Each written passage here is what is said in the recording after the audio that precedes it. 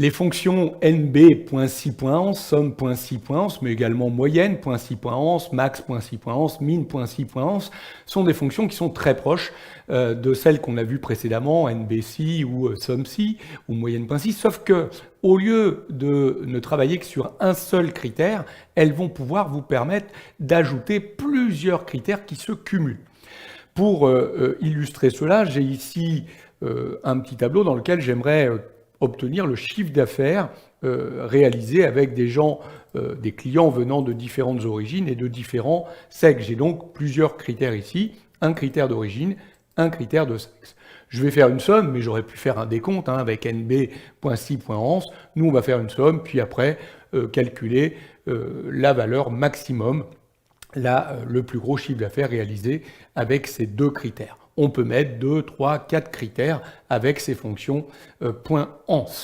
Alors, avant d'écrire ces fonctions, j'ai pris soin de nommer les différentes cellules. Alors, pour que vous voyez bien cela, j'ai dans l'onglet Formule, si vous allez dans le gestionnaire de noms, vous voyez, on a bien le PLG montant, le PLG origine, le PLG sexe qui ont été nommés et qui font référence aux plages de cellules à chaque fois, se trouvant ici de la ligne 2 jusqu'à la dernière ligne de mon tableau. Voilà, donc tout ça, ça a été préparé.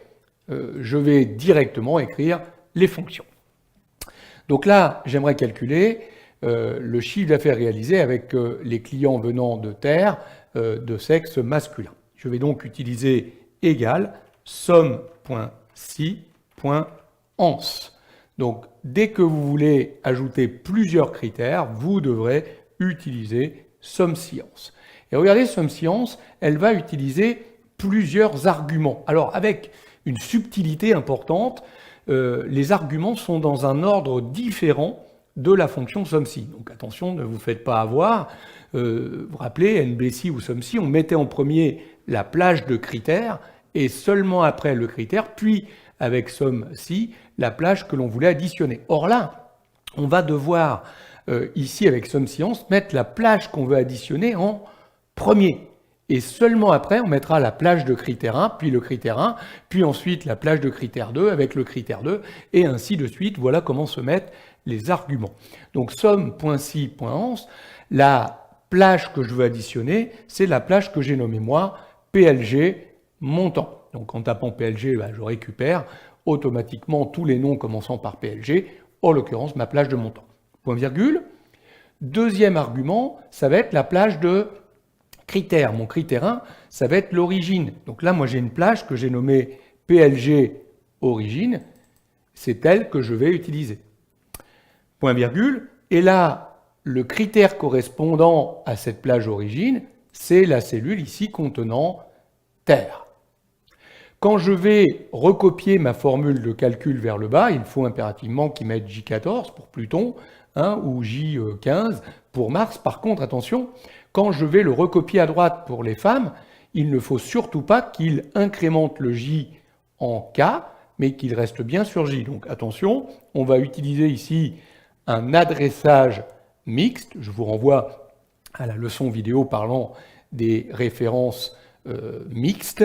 Et je vais figer uniquement la colonne J, mais pas la ligne 13, puisque c'est toujours en J que j'irai chercher l'origine, mais jamais dans la même ligne, suivant évidemment mes formules de calcul. Point virgule. Je vais maintenant indiquer la plage de critère 2. Donc la plage de critère 2, c'est ce que j'ai appelé moi PLG sexe, c'est la plage des sexes, point virgule. Et mon critère 2, c'est maintenant ici la cellule contenant le M pour masculin. Et là, attention, même principe que tout à l'heure, comme je vais recopier vers le bas et à droite, je vais devoir utiliser un adressage mixte. Cette fois-ci, je vais figer la ligne, puisque c'est toujours en ligne 12 que se mettront le M ou le F, mais jamais, évidemment, dans la même colonne. Je vais terminer ma fonction en fermant la parenthèse. Si j'avais eu un troisième critère, j'aurais mis la plage du troisième critère, puis le troisième critère. Somme.si.ans, PLG montant, c'est bien la plage de mes montants facturés. Ensuite, j'ai la plage origine qui correspond à la plage de mon premier critère, avec mon critère qui est ici terre, puis après PLG sexe qui est bien la plage de mon deuxième critère, avec l'élément correspondant, c'est-à-dire M pour masculin. J'appuie sur Entrée, j'ai bien le chiffre d'affaires ici, obtenu avec mes clients provenant de terre qui sont du sexe masculin. Et si je recopie à droite, je vais l'avoir pour ceux du sexe féminin, et si je recopie vers le bas, je vais l'obtenir également pour les personnes de Pluton et Mars. J'ai donc, grâce à somme.si.ons ici, écrit une fonction somme qui additionne des valeurs, mais en mêlant plusieurs critères, deux critères en l'occurrence. Si j'avais voulu obtenir la fonction max entre nous, il suffirait de copier CTRL-C, on vient ici, on fait un petit CTRL-V, copier-coller, et on va simplement remplacer le somme science par tout simplement un égal max.si.ons, parce que la fonction, en termes d'argument, est totalement identique. On va déterminer la plage que l'on veut, dont on veut obtenir l'élément maximum, et puis après on aura la plage de critère 1 avec le critère 1, plage de critère 2 avec le critère 2, et ainsi de suite. Regardez ici, il m'indique que le montant maximum facturé pour les personnes provenant de terre de sexe masculin, c'est 200, alors que pour les personnes de sexe féminin, c'est 123, et ainsi de suite. Voilà comment on peut, avec ces fonctions, somme science, max science, mais j'aurais pu continuer comme ça avec min.si.ans ou moyenne.si.ans, on peut obtenir des sommes, des moyennes, des maximums, des minimums en fonction de plusieurs critères. On aurait pu aussi utiliser nb.si.ans pour compter un nombre d'éléments liés à plusieurs critères.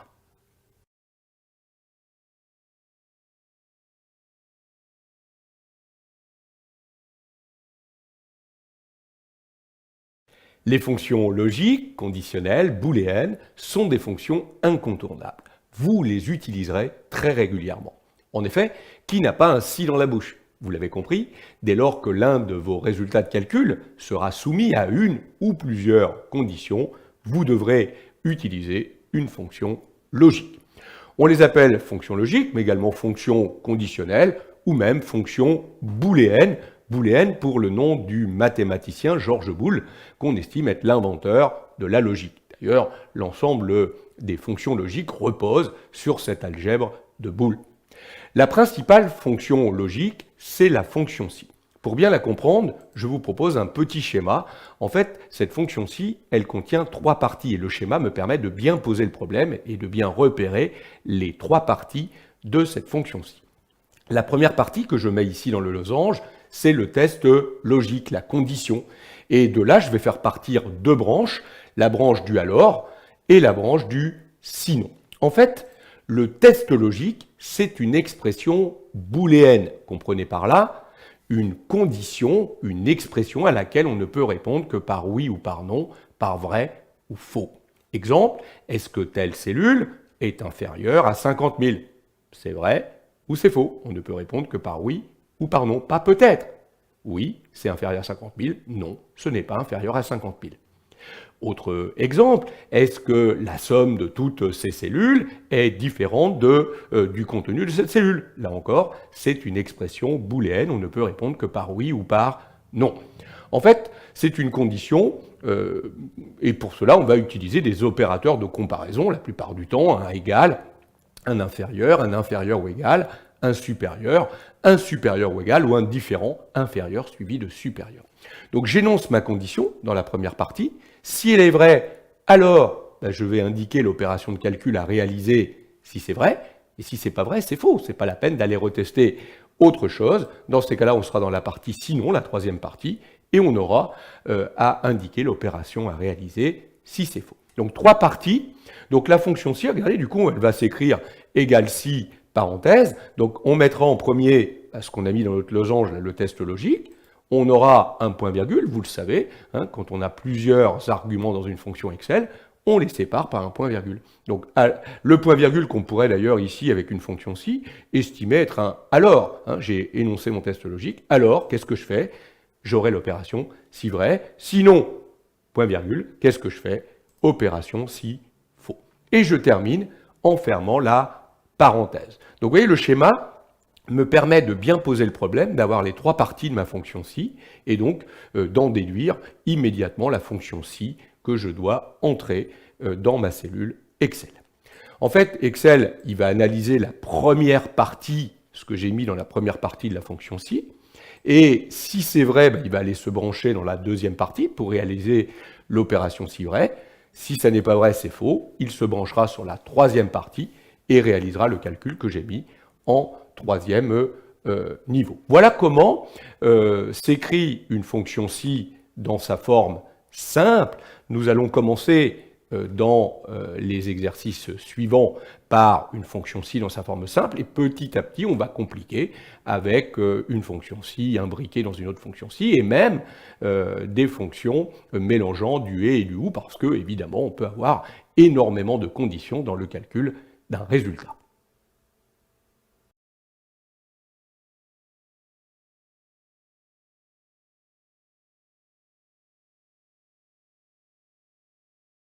Commençons par étudier la fonction si dans sa forme la plus simple, une seule condition, une opération à réaliser si cette condition est vraie, une opération à réaliser si cette condition est fausse.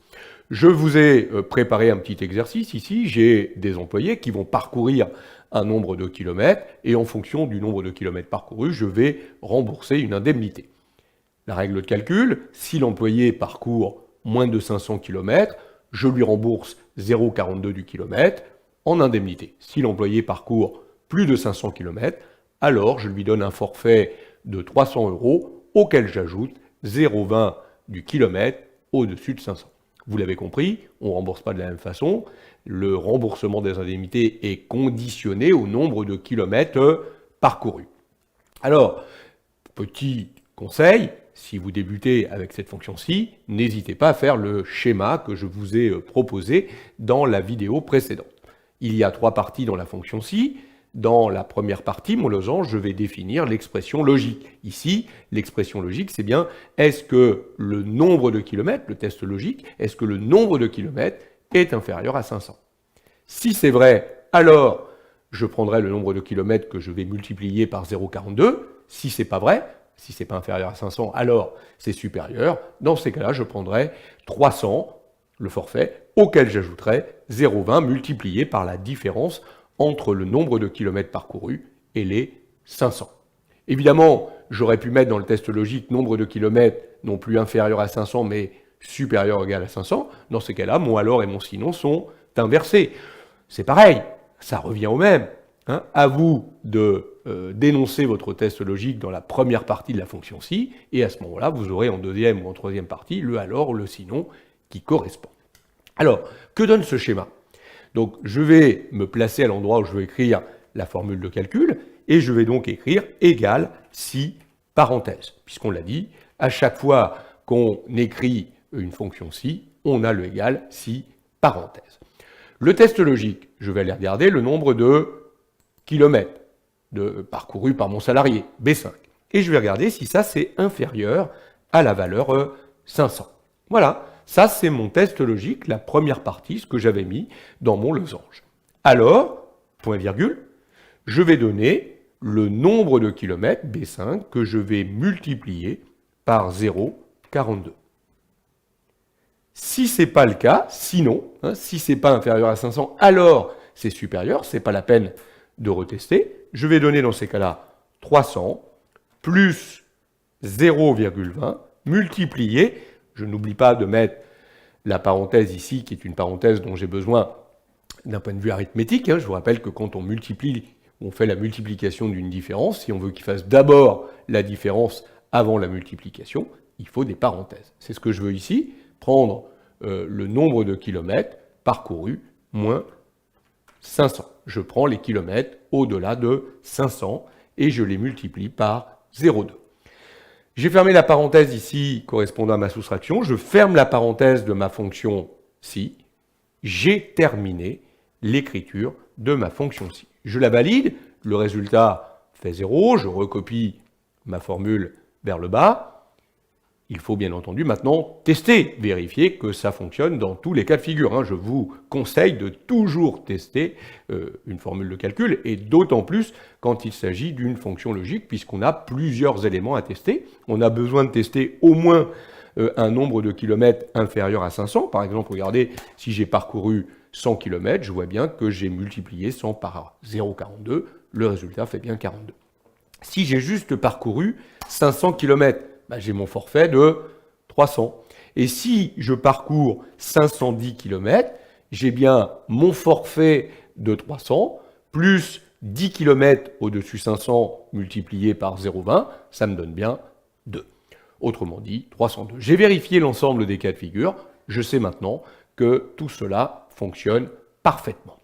N'hésitez pas à faire votre schéma si vous n'arrivez pas de tête à écrire cette fonction-ci. Ça permet de bien poser le problème.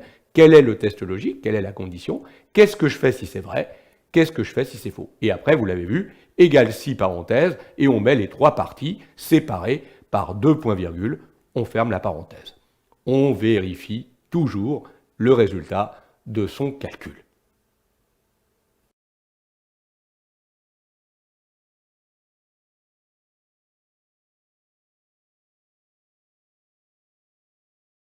N'oubliez pas, quand vous écrivez des fonctions de calcul, d'autant plus avec des fonctions logiques, qu'on ne devrait pas normalement utiliser de valeurs à l'intérieur des formules de calcul. Ces valeurs, elles empêchent l'application d'évoluer rapidement dans le temps.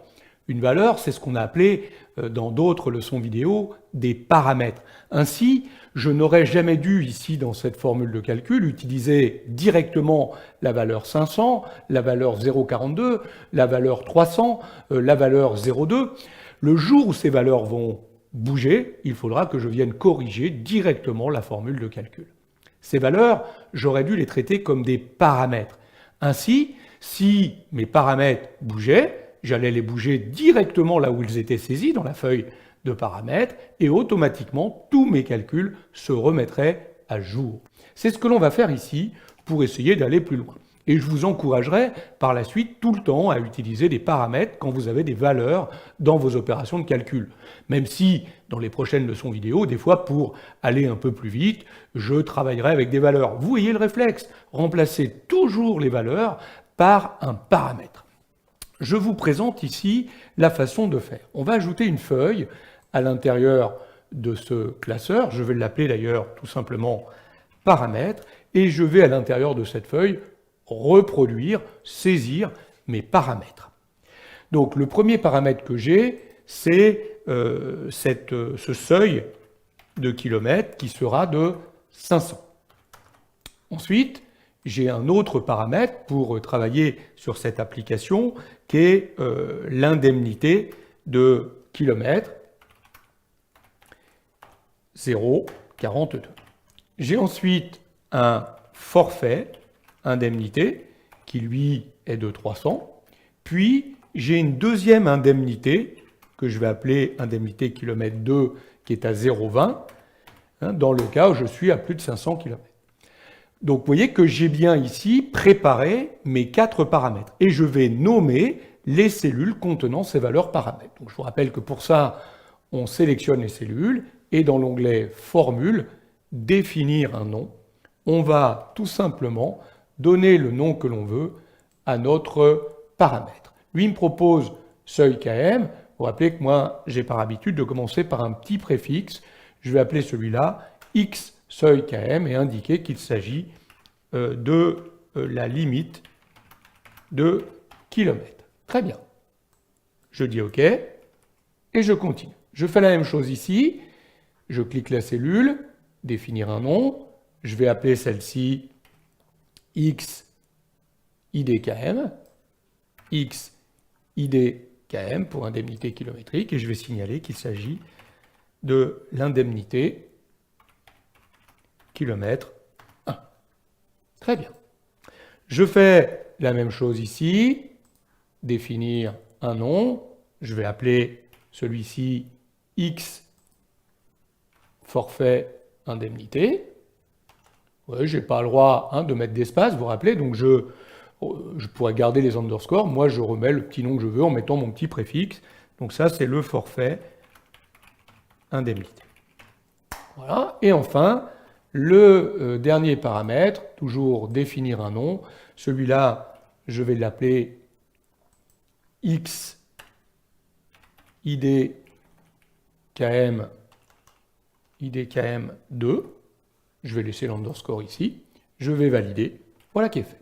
Donc j'ai nommé l'ensemble des paramètres. Je vous rappelle que si vous voulez revoir ces paramètres pour modifier leur nom ou leur référence aux cellules, vous pouvez toujours utiliser le gestionnaire de noms là-haut, hein, qui vous permet de retrouver la liste de tous les noms et le cas échéant, on voit les valeurs, on voit les références aux cellules et de là on pourrait évidemment modifier ou supprimer un nom. Je ne reviens pas sur tout ça, nous l'avons vu dans une précédente leçon.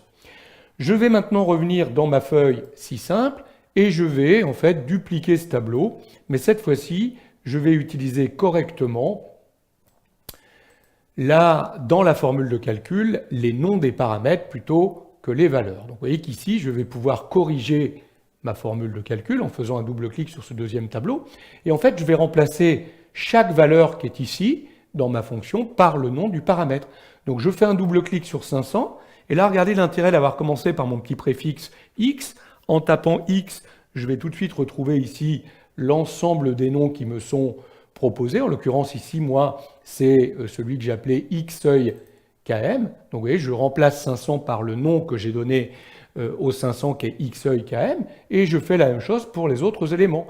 Je vais double-cliquer sur 0,42, je vais taper x, et je vais remplacer par xid KM. Je fais pareil sur 300, je double-clique, x, et je vais aller chercher mon forfait, puis pareil ici pour le 0,2, je vais aller chercher x, et je vais récupérer mon forfait. Voilà. Et enfin, pardon, ici je me suis trompé, c'est pas le forfait, mais c'est bien IDKM2, pardon. Et je vais aller chercher de nouveau le 500, que je vais remplacer par mon xeuil KM. Alors c'est vrai que ça peut paraître comme ça plus difficile à écrire, puisqu'on va avoir des noms de paramètres. C'est pour ça que c'est pas mal peut-être au début de réfléchir avec les valeurs, parce que les valeurs sont concrètes. Hein. Et puis après, très vite, on va remplacer les valeurs par les noms. Quel est l'intérêt d'avoir mis ici les noms? Bien évidemment, la formule de calcul, vous allez me dire, est identique. Hein, les résultats sont les mêmes. Par contre, le gros avantage, c'est que si demain, mes paramètres évoluent, je n'ai plus qu'à venir dans la feuille paramètres et à changer les paramètres. On imagine que maintenant, c'est au moins jusqu'à 1000 km qu'on sera remboursé, non pas 0,42 mais 0,40. Ouais, je change absolument tous les paramètres. Le forfait au-delà de 1000 km parcourus sera, allez, on va dire, de 450 € et on remboursera ensuite 0,25 au-delà du millième kilomètre. Vous voyez, j'ai changé les 4 paramètres ici. Si je reviens dans ma feuille si simple, vous voyez que le premier tableau, lui, n'a pas bougé, bien évidemment, puisqu'il travaille avec des valeurs. Par contre, mon second tableau, qui lui travaille avec des noms qui sont des paramètres, a été automatiquement actualisé. Donc là, il a bien repris les éléments qui vont bien. Donc là, maintenant, il faudrait que je fasse au moins 1000 km pour arriver à mon forfait de 450. Et vous voyez qu'à partir du moment où je dépasse les 1000 km, ben, je vais retrouver le 450 et la valeur ici de 0,25 par nombre de kilomètres au-dessus de 1000. En l'occurrence, ici, 100 fois 0,25, soit évidemment 25, qui me permet d'obtenir mes 475. Donc vous voyez qu'en travaillant avec des paramètres que vous allez nommer, vous allez pouvoir faire évoluer beaucoup plus rapidement vos fonctions de calcul. C'est vrai avec des fonctions logiques, c'est vrai avec toutes les fonctions, mais c'est d'autant plus vrai avec des fonctions logiques parce que vous allez avoir très souvent énormément de valeurs paramètres.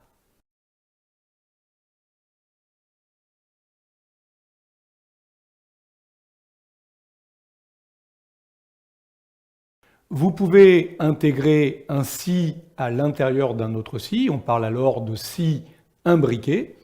Voyons comment réaliser ce type d'opération dans Excel. J'ai ici des codes articles, j'ai des quantités commandées sur ces articles avec un certain montant à destination de différentes zones géographiques, Europe ou hors d'Europe. Je décide d'appliquer la règle suivante. Je vais donner une commission aux vendeurs qui vendent ces articles si on vend au moins 25 quantités. Moins de 25 quantités vendues, aucune commission, zéro. Sinon, je donnerai bien une commission, mais qui dépendra de la destination, de la zone géographique. En Europe, on sera à 3%, 5% hors d'Europe. Premier réflexe, un petit schéma qui permet de bien poser le problème. Je vous ai préparé ce schéma, le voici. On va dans un premier temps regarder si les quantités sont inférieures à 25. Alors dans ces cas-là, on donnera 0. Sinon, on est dans le sinon du premier si que j'ai mis en noir. Sinon, on sait que si ce n'est pas inférieur à 25, la quantité est supérieure ou égale à 25. Mais ce qu'on ne sait pas, c'est si la zone géographique, c'est l'Europe ou hors d'Europe. On va donc, à l'intérieur du sinon du premier si, devoir refaire un autre si. C'est celui que j'ai mis en rouge ici. Je vais devoir refaire un test pour regarder la zone géographique, si elle est égale à EU. EU, c'est du texte. Vous savez que dans Excel, quand on utilise du texte, on encadre de guillemets. Alors, si c'est EU, je donnerai 3% des ventes. Si ce n'est pas EU, c'est forcément hors EU. Dans ces cas-là, je donnerai 5% des ventes. Vous avez vu, le deuxième si que j'ai mis en rouge avec sa condition, son sinon. Il est intégré à l'intérieur du sinon de mon premier si. On dit que le si que j'ai mis en rouge ici est imbriqué dans le premier si. Alors, regardons comment cela concrètement s'écrit dans Excel, ce schéma. Je vais donc avoir mon premier si, celui qui était en noir ici. Je vais regarder la quantité. Si B6 est inférieur à 25. Dans le cas où c'est inférieur à 25, alors, point virgule, je vais donner 0. Si c'est moins de 25 quantités, on ne donne pas de commission. Sinon, point virgule, je dois entamer un nouveau si. Si, parenthèse. Vous voyez, je vais retrouver mon deuxième si que je vous avais mis en rouge dans le schéma. Si, parenthèse. Je vais maintenant regarder la zone géographique des 6 et regarder si elle est égale à EU. Si c'est le cas, alors je donnerai 3% multiplié par le montant des ventes, c'est 6. Sinon, je donnerai 5% que je multiplierai par le montant des ventes. Je dois d'abord fermer la parenthèse du si que j'avais mis en rouge, du deuxième si, et je vais maintenant fermer la parenthèse de mon premier si. Je répète, le deuxième si, avec les parenthèses rouges, il est dans le sinon de mon premier si. J'appuie sur la touche Entrée. Vous voyez que le résultat est correct. Je peux recopier vers le bas. Moins de 25 quantités, je n'ai pas de commission. Dès qu'il y a plus de 25 quantités vendues, j'ai des commissions, mais qui peuvent être soit de 3% dans le cas où on est en Europe, soit de 5% dans le cas où on est hors d'Europe. Là encore, je vous encourage à faire le schéma avant d'écrire la fonction, et n'oubliez pas, on ne devrait pas normalement avoir de valeur dans la formule de calcul. 25, 3%, 5%, ça devrait être des paramètres que vous pourriez placer dans une feuille paramètres, que vous pourriez nommer, et vous utiliseriez les noms dans les formules de calcul à la place des valeurs. Toujours dans le même esprit, l'idée, c'est de pouvoir faire évoluer rapidement vos applicatifs. Voilà comment on intègre ainsi à l'intérieur d'un autre si dans Excel. On peut mettre jusqu'à 64 niveaux d'imbrication dans Excel. Donc n'hésitez pas à utiliser des si dans des si. Vous avez d'autres exemples si vous voulez vous entraîner un petit peu ici. Regardez, je vous proposerai avec ces leçons vidéo des exercices. Donc vous pourrez vous entraîner par exemple à écrire ce type de fonction. On va facturer en fonction du nombre de bouteilles commandées. Donc en fonction du nombre de bouteilles, le tarif n'est pas le même. Donc il y a quelques si à appliquer, ou ici on ne va pas mettre le même commentaire en fonction de la note. N'hésitez pas, essayez de vous entraîner avec ces fonctions-ci. Il faut en faire, en refaire, il n'y a que la pratique qui permet de maîtriser un sujet.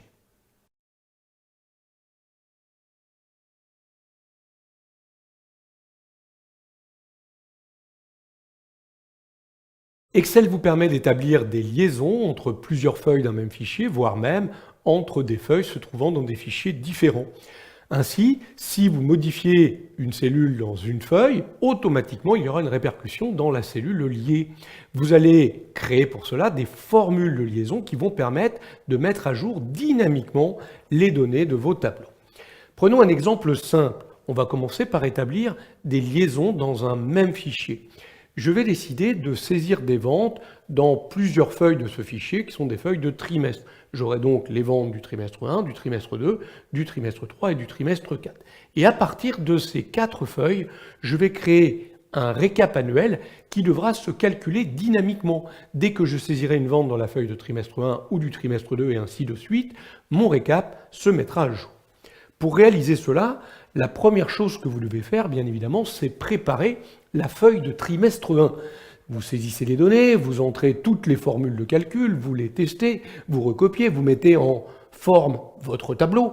Vous pouvez même aller jusqu'à la protection. Par exemple, on pourrait ici sélectionner les quantités, aller dans Format, déverrouiller les cellules pour qu'on puisse saisir dans ces cellules, et puis dans l'onglet Révision, protéger la feuille, on demanderait de protéger tout le reste. On va permettre quand même de sélectionner les cellules déverrouillées, mais on ne pourra pas saisir dedans. On dit OK, vous voyez qu'on ne peut plus du coup modifier les formules de calcul ni les prix. Par contre, évidemment, on peut entrer des quantités, pas de problème, ça fonctionne.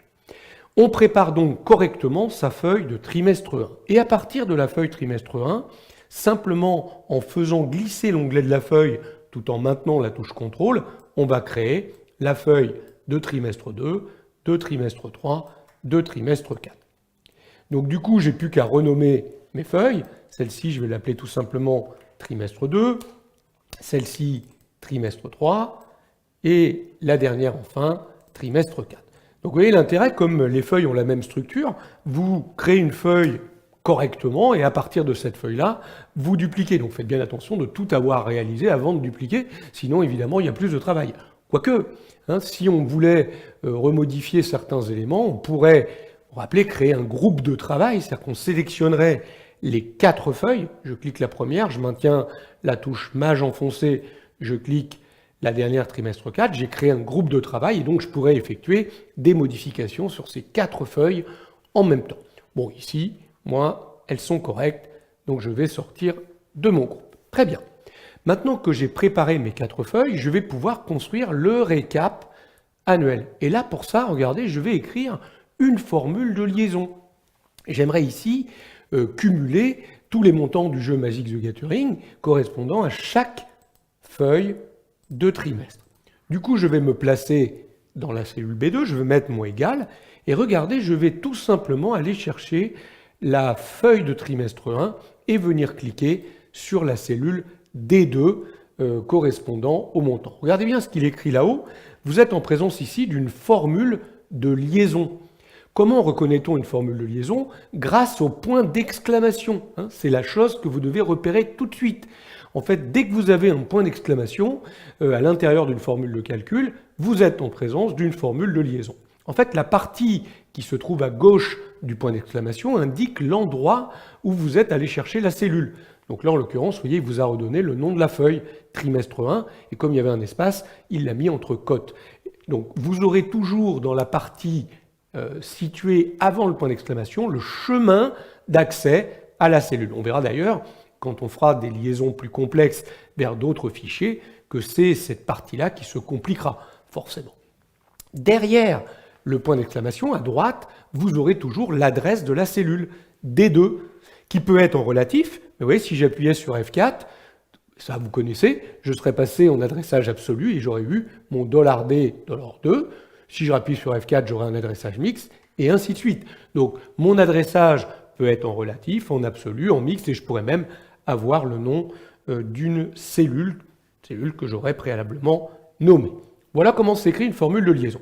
Je vais mettre mon signe plus, je vais aller chercher dans la feuille trimestre 2, de nouveau, je vais cliquer sur D2, je vais mettre mon signe plus, je vais aller dans trimestre 3, cliquer de nouveau D2, remettre mon signe plus et cliquer de nouveau trimestre 4. Et je vais bien sûr toujours cliquer sur D2. Regardez la formule de calcul qu'on a maintenant complètement. Trimestre 1, point d'exclamation D2, plus trimestre 2, point d'exclamation D2, plus trimestre 3, point d'exclamation D2, plus trimestre 4, point d'exclamation D2. J'ai plus qu'à appuyer sur la touche Entrée. Vous voyez que la formule a été validée. Je vais la recopier vers le bas. Ça n'est pas plus compliqué que ça. Ici, je vais refaire une petite somme automatique de façon à avoir le total général. Et cette feuille-là, entre nous, elle pourrait être protégée totalement. C'est-à-dire que je pourrais aller dans Révision, protéger la feuille, je ne vais pas mettre de mot de passe ici, pour qu'on ne puisse pas toucher à cette feuille, puisque les calculs se mettront à jour totalement dynamiquement. La preuve, si je vais dans trimestre 1 et que je tape par exemple 10 quantités de produits Magic the Gathering, ça fait 890 au trimestre 1, regardez mon récap, il contient bien 890. Mais si au trimestre 2, j'ai vendu 50 quantités, 4450 au trimestre 2, auxquels s'ajoutent les 890 du trimestre 1, regardez dans le récap, il a bien fait l'addition 5340. Et ça fonctionne maintenant pour chacune des lignes, puisque j'ai recopié ma formule de calcul. Je saisis donc les quantités vendues au trimestre 1, au trimestre 2, au trimestre 3, au trimestre 4 de chacun des produits. Et lui, il me calcule les montants dans chacun des trimestres et forcément le récap annuel des 4 trimestres. Évidemment, comme j'ai protégé ma formule de calcul, je ne peux pas la corriger, je peux juste ici regarder le résultat. Voilà ce que c'est que cette formule de liaison. C'est très très simple, vous avez vu, on met des égales, on va cliquer les cellules. L'important, c'est de savoir relire correctement une formule de calcul, de liaison. Comment ? Tout simplement repérer correctement ce fameux point d'exclamation qui indique la formule de liaison pour repérer l'endroit où on était chercher la cellule et la cellule en question, son adresse, en regardant à droite du point d'exclamation. Voilà comment, rapidement, on établit des liaisons à travers des feuilles se trouvant dans un même fichier Excel.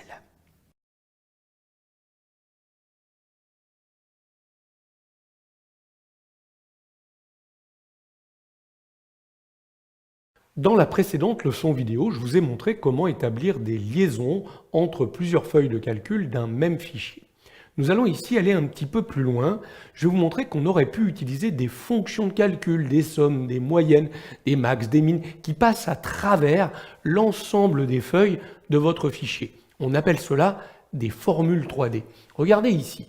Je reviens sur ma feuille récap. Rappelez-vous, j'avais utilisé trimestre 1, point d'exclamation D2, comprenez par là, dans la feuille trimestre 1, je vais récupérer la cellule D2, auquel j'ajoute ce que je trouve dans la feuille trimestre 2 qui se trouve en D2, et ainsi de suite. C'était mes formules de liaison avec le point d'exclamation. Je vais effacer totalement ces formules de calcul, et je vais établir une formule 3D, autrement dit une somme.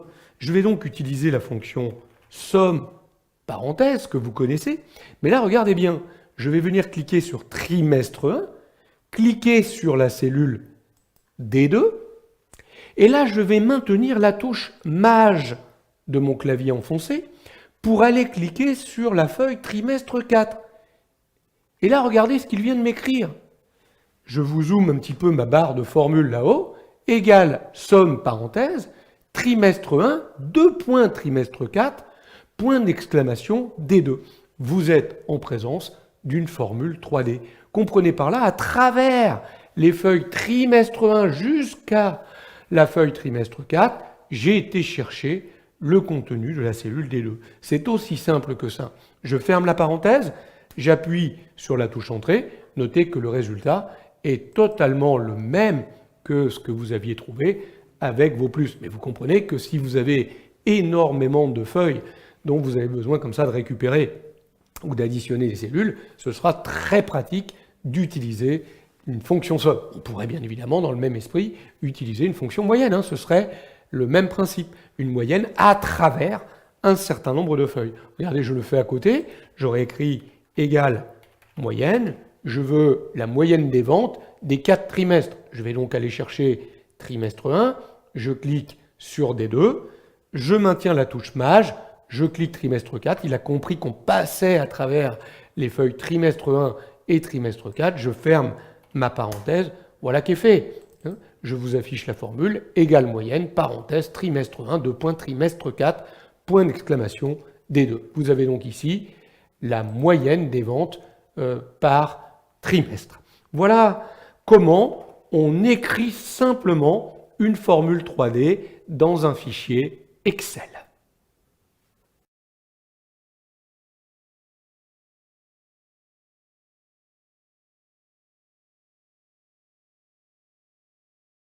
Voyons cette fois comment établir des liaisons dynamiques entre plusieurs fichiers Excel. Nous allons repartir de l'exercice que nous avons fait dans la leçon précédente. Rappelez-vous, nous avions 4 feuilles de trimestre et une feuille récap qui faisait la synthèse des ventes de chacun de ces trimestres. On était dans un même fichier. À partir de ce fichier, on va créer 4 fichiers différents pour les ventes de Paris, de Lille, de Lyon et Toulouse, pour chacun des sites où nous sommes présents. Et nous établirons ensuite une relation dans un 5e fichier qu'on va appeler vente totale to site, qui lui ira récupérer les ventes de chacun des sites. Et ainsi, tout cela se fera de façon dynamique. Alors, on va repartir de notre fichier de vente, qui est celui-ci. Vous voyez, on a les 4 feuilles de trimestre et on a le récap. Alors, à partir de ce fichier, je vais utiliser un enregistrer sous, tout simplement, et je vais appeler le premier, donc on l'a dit, vente Paris. Voilà, pour mon premier fichier. Et je recommence, fichier enregistré sous, je vais enregistrer le second, vente Lille, j'enregistre, fichier enregistré sous, vente Lyon, j'aurais pu effectuer des copies de fichiers. Là, c'est pour vous montrer que je pars bien d'un même fichier que j'ai enregistré sous 4 noms différents. Le dernier, on a dit Toulouse. Voilà. Donc j'ai 4 fichiers qui ont été créés maintenant et je vais donc pouvoir saisir des données totalement différentes dans chaque feuille de trimestre de chacun de ces fichiers. D'ailleurs, j'aurais pu, avant de faire l'enregistrement, vider mes quantités, puisque là, on va se retrouver avec des mêmes quantités dans chacun des fichiers. Peu importe, hein, nous mettrons à jour cela après. C'est fait. Je vous conseille, quand vous établissez comme ça des liaisons qui vont chercher des données dans plusieurs fichiers, d'ouvrir tous les fichiers dont vous avez besoin. Donc si je reviens ici dans Affichage, changer de fenêtre, vous voyez que j'ai mon vente Toulouse qui est ouvert.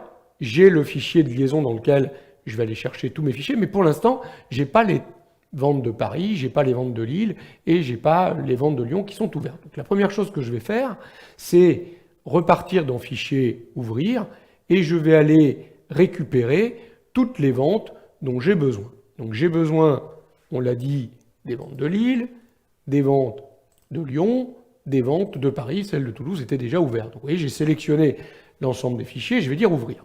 Ainsi, tous mes fichiers sont ouverts. Pour passer de l'un à l'autre, je pourrais très simplement aller dans l'onglet Affichage et choisir Changer de fenêtre. Et vous voyez que je pourrais passer de vente Paris à vente Lyon à vente Lille ou à vente Toulouse. Je vais ensuite me placer sur le fichier à partir duquel je veux faire la liaison vers tous les autres fichiers. C'est ce fichier-là. Mon récap va aller récupérer les montants des ventes de chacune des feuilles récap de Paris, de Lille, de Toulouse, etc. Je vais donc écrire ici mon égal, et regardez, je vais simplement aller dans chacune des feuilles. Je vais commencer par aller dans les ventes de Paris. Attention, je ne me trompe pas, je ne vais pas dans trimestre 1, mais bien dans la feuille récap, et je vais aller chercher la cellule B2. Regardez ce qu'il m'indique là-haut dans la barre de formule. On retrouve une formule de liaison puisque on tout de suite repère le point d'exclamation. Je vous rappelle qu'à gauche, on a le chemin d'accès au fichier. Alors vous voyez que c'est un petit peu compliqué ici. Récap, c'est le nom de ma feuille, et devant, entre crochets, ce que vous avez, c'est le nom du fichier. Donc là, il vous indique qu'on est bien allé dans le fichier qui s'appelle Vente Paris XLSX et qu'on est allé dans la feuille récap, récupérer la cellule. Et vous avez vu ici, comme on est allé chercher dans un autre fichier, il m'a mis par défaut un adressage absolu. $B, $2. Moi, je veux pas, je veux du relatif, puisque je vais recopier cette formule vers le bas. Il faudra qu'il me mette B3, B4. Donc, je vais retirer l'absolu et laisser le relatif B2. Très bien. Je mets maintenant mon signe plus et je continue. Je vais maintenant de nouveau repartir dans affichage, changer de fenêtre et je vais aller dans vente Lyon pour cette fois-ci toujours dans récap, venir chercher la cellule B2. Et attention, même gymnastique, avec mon petit F4, je vais m'arranger pour avoir du relatif. Je rezoome une nouvelle fois pour vous montrer, c'est toujours pareil. Cette fois-ci, on a été dans le fichier vente Lyon XLSX, dans la feuille récap, et on a été chercher, là encore, la cellule B2. Très bien, je continue, plus, je reviens dans affichage, je vais cette fois-ci aller chercher vente Lille, je repars dans récap, je viens chercher ma cellule, vous voyez, la petite gymnastique est toujours la même, je récupère la cellule, je mets mon relatif, je mets mon plus, et je poursuis avec les ventes de Toulouse, le récap, la cellule B2, toujours en relatif. Voilà, j'ai terminé ma formule de calcul, je n'ai plus qu'à appuyer sur la touche Entrée. Automatiquement, si j'augmente la taille ici de ma colonne, il a récupéré les ventes se trouvant dans chacune des feuilles récap. Alors pour l'instant, j'avais les mêmes données dans chacun des fichiers vente Paris, vente Lille. On va aller les modifier après pour vous montrer que la relation est bien totalement dynamique. En tout cas, si je fais un double-clic, je retrouve bien la formule de calcul. Vous voyez que là encore, le plus compliqué, c'est capable de lire ça, de repérer rapidement le point d'exclamation pour à chaque fois déterminer à gauche le chemin et à droite l'adresse de la cellule. Très bien. Je vais enregistrer mon fichier ici. Je vais fermer le fichier. Je vais en profiter juste pour vous montrer. Je vais fermer les ventes de Toulouse. Je vais fermer les ventes de Lille. Je vais fermer les ventes de Lyon. Je vais fermer les ventes de Paris. En fait, j'ai fermé l'ensemble de mes fichiers. Je vais maintenant réouvrir le fichier qui est le récap général des 4 fichiers de site, celui que j'appelle liaison vente totale tout site.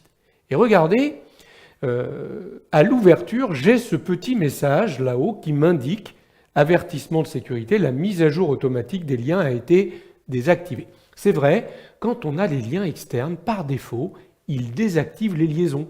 C'est à vous de dire « je veux activer ». Alors, ça veut dire que si vous n'activez pas le contenu, vous n'aurez pas les données à jour. Mais il suffira de réouvrir le fichier, d'activer, et automatiquement, on retrouverait les données à jour. Moi, je vais activer le contenu ici. C'est ce que je vous conseille de faire, bien évidemment, si vous voulez voir les données à jour. Et ça veut dire qu'il a été cherché automatiquement dans chacun des fichiers, même s'ils ne sont pas ouverts, et là ils ne sont pas ouverts, pour automatiquement récupérer les données.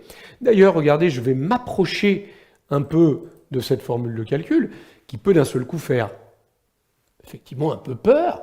En fait, on va se rendre compte, regardez, on va repérer tout de suite le point d'exclamation, vous voyez, il est là, on retrouve son B2.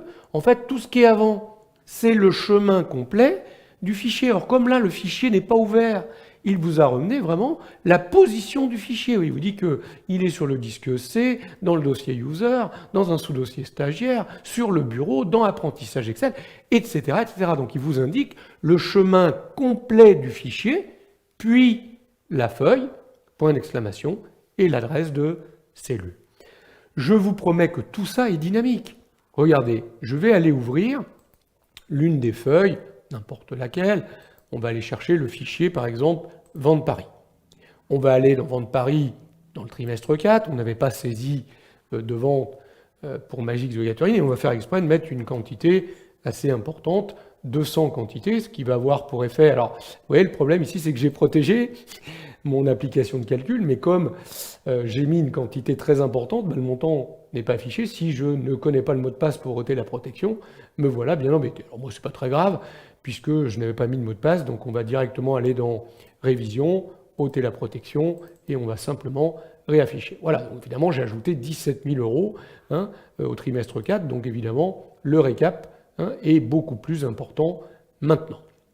Du coup, si je reviens, je vais enregistrer ce fichier, si je reviens à l'intérieur de mon récap de liaison, vous voyez que 39 160, il a tenu compte de cette mise à jour dans le fichier Paris. Donc vous voyez que c'est dynamique, même si le fichier n'est pas ouvert, on peut le fermer, la mise à jour s'effectuera.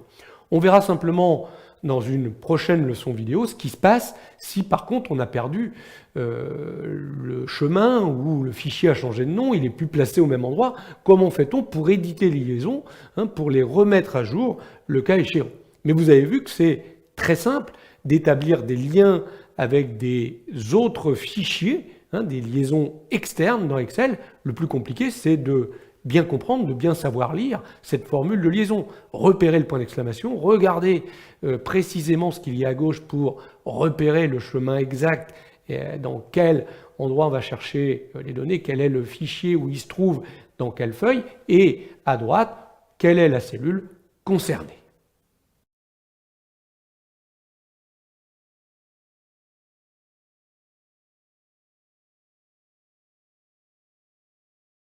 Nous avons vu qu'il est possible dans Excel d'établir des liaisons dynamiques entre plusieurs fichiers. Mais que se passe-t-il si l'un de nos fichiers sources a changé d'emplacement ou a changé de nom?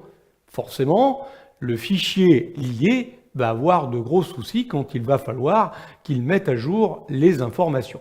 Je vous montre dans cette vidéo comment éditer, modifier les liaisons. Rappelez-vous, j'avais dans ce fichier écrit une formule de calcul qui allait récupérer des données dans 4 fichiers différents, les ventes de Paris, des ventes de Lyon, des ventes de Lille, des ventes de Toulouse. On le revoit ici par exemple, vous voyez, le fichier vente Paris, j'ai été chercher dans la feuille récap la cellule B2. Très bien.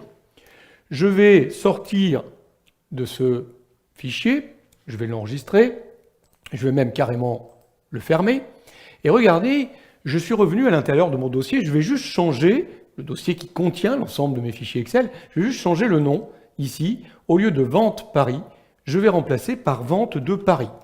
Donc là, j'ai changé le nom du fichier, j'aurais pu tout aussi bien changer son emplacement. Mon fichier ne serait plus présent au même endroit. Regardez immédiatement quand j'ouvre maintenant le fichier qui pointait vers ce fichier vente Paris. Il me demande si je veux mettre à jour la liaison. Je vais dire oui, je veux mettre à jour.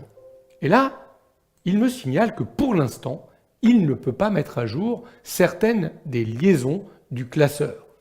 Normal, il y a un fichier qui a changé de nom ou d'emplacement. Je pourrais directement à partir de là lui demander de modifier les liaisons et je me retrouverai dans l'écran permettant d'effectuer la modification des liaisons. Vous voyez qu'il a ouvert immédiatement la boîte de dialogue me permettant de modifier les liaisons puisque j'ai une liaison qui pose problème. Si je ne l'avais pas ouvert ici, où trouve-t-on cette commande? Elle se situe dans l'onglet « Données ». Dès lors qu'on a établi un lien avec des fichiers externes, dans « Données », vous retrouverez ici, regardez, le bouton « Modifier les liaisons ». En cliquant sur « Modifier les liaisons », vous faites apparaître cette boîte de dialogue qui vous permet d'éditer, de modifier les liens.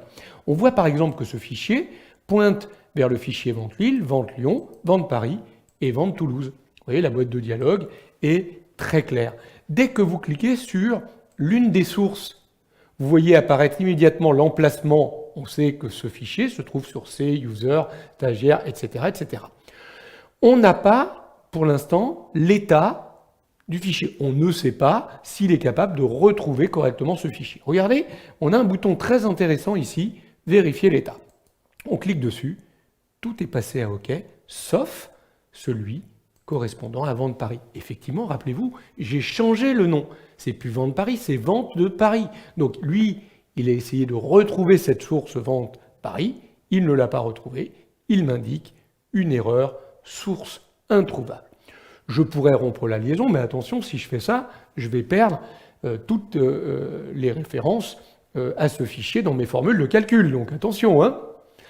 Je pourrais demander, et c'est ce que je vais faire ici, de modifier la source. En cliquant le bouton modifier la source, je vais pouvoir aller indiquer à Excel où se trouve maintenant ma source et quel est son nom. Donc là, il suffit simplement que je vienne dans le dossier où se trouve ma source. Moi, elle est ici présente dans Apprentissage Excel. Je vais récupérer le fichier. Il s'appelle Vente de Paris. Vous voyez, je clique dessus, je dis OK. Et vous voyez qu'immédiatement, il m'a remis l'état OK à côté de Vente de Paris, puisque là, maintenant, il a compris que j'allais récupérer un fichier qui s'appelle maintenant Vente de Paris et plus Vente Paris. Je peux donc maintenant très facilement mettre à jour les valeurs.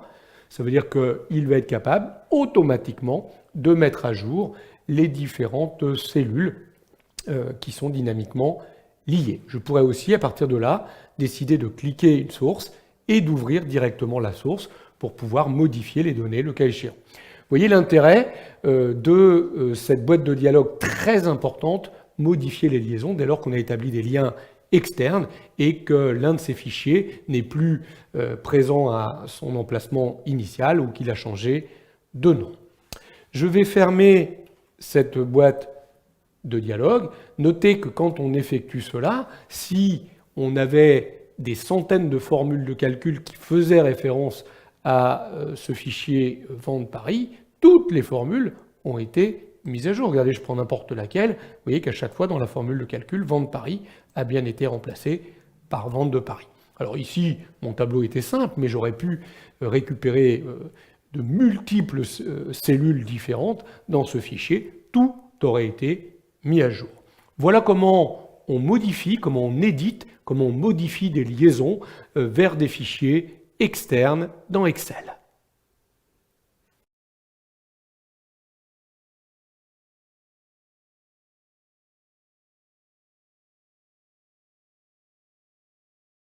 Excel dispose même d'un petit outil fort pratique de consolidation automatique.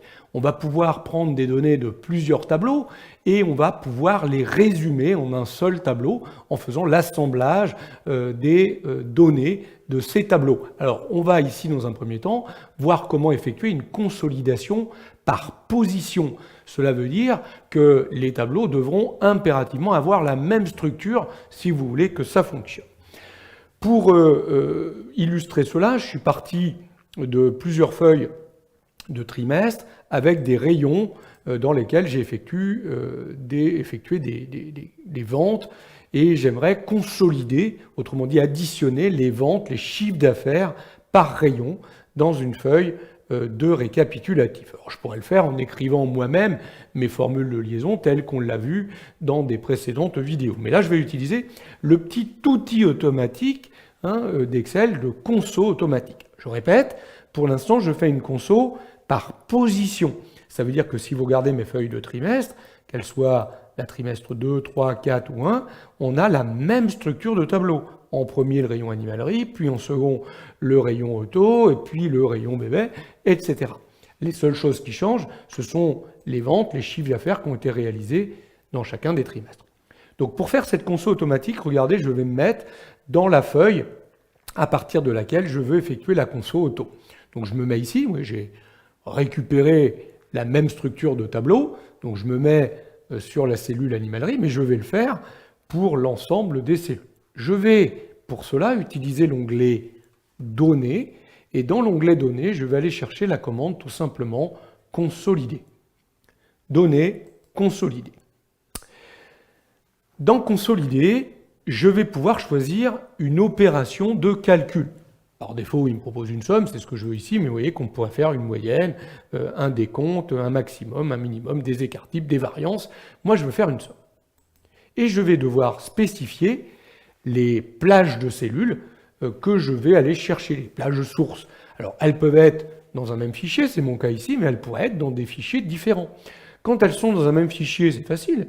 Je vais simplement me placer dans Références, aller dans la feuille qui m'intéresse et sélectionner la plage de cellules. il a bien pris dans trimestre 1 les cellules B2 jusqu'à B18 ici, et il m'a mis ça en adressage absolu. Notez que si vous aviez eu besoin d'aller récupérer dans un autre fichier, vous aviez le bouton parcourir qui vous aurait permis d'aller récupérer l'autre fichier. Ce n'est pas mon cas ici. Une fois que j'ai défini ma première source, j'ajoute en cliquant le petit bouton ajouter qui est ici. Et je continue. Vous voyez que ma source a été ajoutée dans les références. Il ne me reste plus qu'à faire la même chose avec trimestre 2. Notez que comme mon tableau a la même structure, il m'a redéfini automatiquement la plage, il me la propose, elle est correcte, puisque j'étais dans les mêmes cellules, donc je vais pouvoir ajouter, puis pareil pour le trimestre 3, ajouter, puis pour le trimestre 4, ajouter. Alors évidemment, mes données auraient pu être placées dans un des trimestres, non plus en A1, mais en A8, peu importe. Hein, ça fonctionnait aussi, sauf que là, il aurait fallu que je redélimite ma plage de cellules. Ce qui est important, c'est que le tableau ait la même structure. Hein, les lignes en même position, même nombre de lignes, et les éléments en même position, animalerie en premier, auto en second, etc. Donc si vous regardez bien, je me retrouve ici avec ma fonction somme et les 4 références, trimestre 1, 2, 3, 4, avec à chaque fois les mêmes références de cellules. Je ne parle pas des lignes du haut de colonne de gauche pour l'instant, je vous le montrerai dans une autre vidéo, ça permettra de faire une consolidation non plus par position, mais par catégorie. Je laisse également de côté pour l'instant, lié aux données sources, je vous en parle très vite ensuite. Notez que vous pourriez continuer à ajouter des plages, ou s'il y a une erreur sur une plage, la supprimer et recommencer. Là, ici, je vais simplement valider par OK pour vous montrer que c'est automatique. Ça veut dire que là, ici, dans Récap non dynamique, il vient de automatiquement me sommer les ventes d'animalerie des 4 trimestres pour me l'afficher ici, et ainsi de suite. Mais regardez bien, il ne m'a pas écrit de formule de calcul. Si je zoome un petit peu ici, vous voyez qu'il a récupéré qu'une valeur. Donc la consolidation, elle s'est effectuée à un instant T. Et si demain, il y a des modifications dans l'une ou l'autre des feuilles de trimestre, il faudra que je revienne ici, que je reparte dans Données, que je choisisse de nouveau Consolider. Il aura gardé quand même les références, j'aurais qu'à dire OK. Mais ce n'est pas dynamique. Si vous aviez voulu que ce soit dynamique, regardez, je vais le faire dans une autre feuille, on aurait utilisé, là encore, la commande consolider, somme, la référence, on l'aurait faite sur tout ça, ajouter, trimestre 2, ajouter, trimestre 3, toujours la même sélection, ajouter, trimestre 4, ajouter. La seule petite différence, c'est que j'aurais coché ici, lié aux données sources. Je vais valider par OK, et vous voyez la différence, c'est que là, il m'a écrit une formule de calcul. C'est une somme. Et en fait, si vous regardez bien, il m'a créé un plan. Donc si je clique ici sur le petit plus, je m'aperçois en fait qu'il a créé un plan en allant chercher, vous voyez ici, la cellule B2 du trimestre 1, la cellule B2 du trimestre 2, etc., etc. Là, je peux escamoter ou développer les parties, et il m'a fait ici le total. Ça veut dire que là, maintenant, j'ai des formules dynamiques qu'il a construites automatiquement. Alors, c'est pratique, mais il ne faut pas que je change la structure de mon tableau. Parce que si je change maintenant la structure de mon tableau, il faut tout recommencer. Tandis que le fait ici de l'avoir fait en non dynamique, à la rigueur, si vous changez un peu la position, la structure du tableau, vous pouvez revenir dans Consolider, revoir vos références, hein, et dire OK pour valider. Là, par contre, à partir du moment où vous avez fait une liaison dynamique, c'est foutu. Il faudra supprimer la feuille et recréer cette feuille. En tout cas, vous l'avez vu, c'est très simple à utiliser. Ça permet d'écrire finalement en automatique des formules de liaison. Hein. Vous avez simplement indiqué à Excel où aller chercher les plages sources. Vous lui avez dit quel type d'opération vous souhaitez faire et il a fait la conso automatique pour vous. J'étais ici avec une conso par position. Les tableaux avaient la même structure.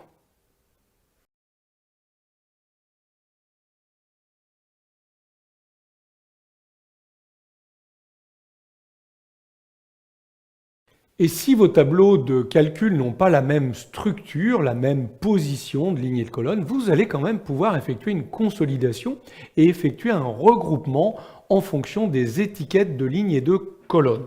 Regardons comment cela fonctionne. J'ai ici 4 magasins A, B, C, D, et vous allez repérer très vite que les rayons de ces magasins ne sont pas les mêmes, ou en tout cas ne sont pas forcément à la même position. Mon magasin A, par exemple, ses 3 premiers rayons, animalerie, auto, bébé. Regardez le magasin B, auto, bébé, il n'y a pas animalerie, et on a bio en 3e position. Le magasin C, animalerie, puis bio, puis boucherie. Vous voyez que la position n'est pas la même. Ce qui est important, c'est que les noms des magasins soient écrits, évidemment, de la même façon. Si vous voulez qu'ils regroupent, il va bien falloir qu'il y ait quelque chose en commun pour effectuer le regroupement. C'est pareil pour les mois. Vous avez vu là-haut, le magasin A, il était ouvert en janvier, février, mars, donc j'ai eu des chiffres d'affaires sur les 3 premiers mois. C'est valable pour mon magasin B, mais mon magasin C n'était pas ouvert en janvier.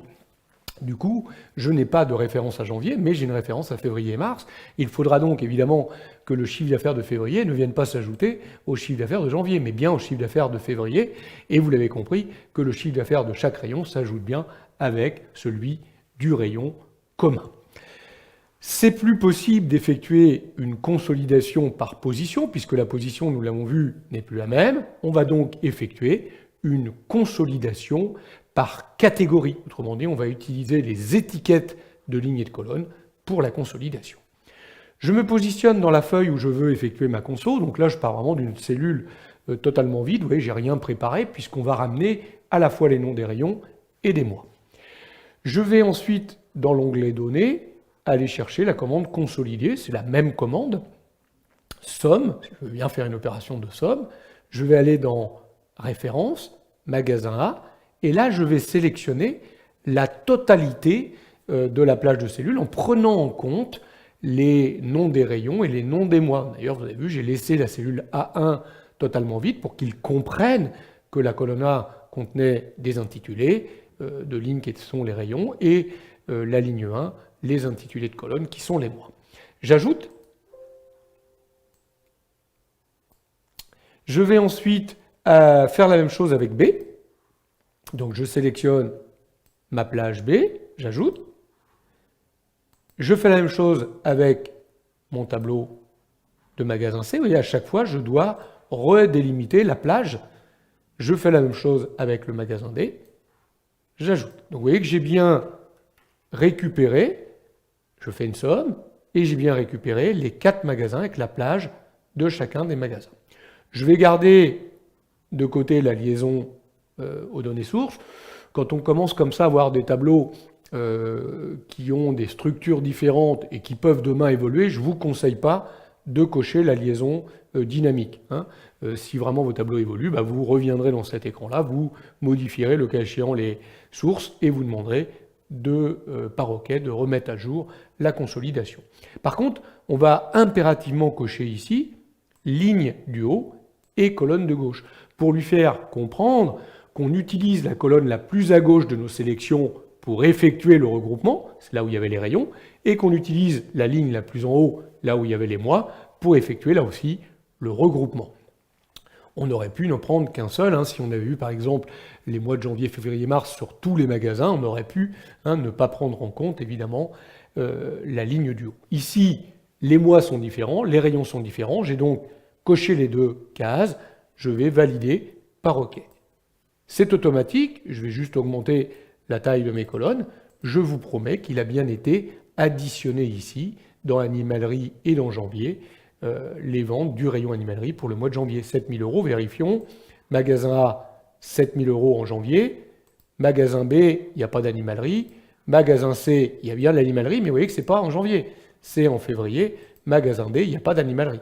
Donc vous voyez qu'il a bien récupéré que l'animalerie du mois de janvier du magasin A. Et quand on regarde au mois de février, on a 6005, il n'y en a pas dans le magasin B, magasin C, 4500, qui s'ajoute aux 6005. On va donc retrouver dans l'animalerie ici les 11 000 € de février.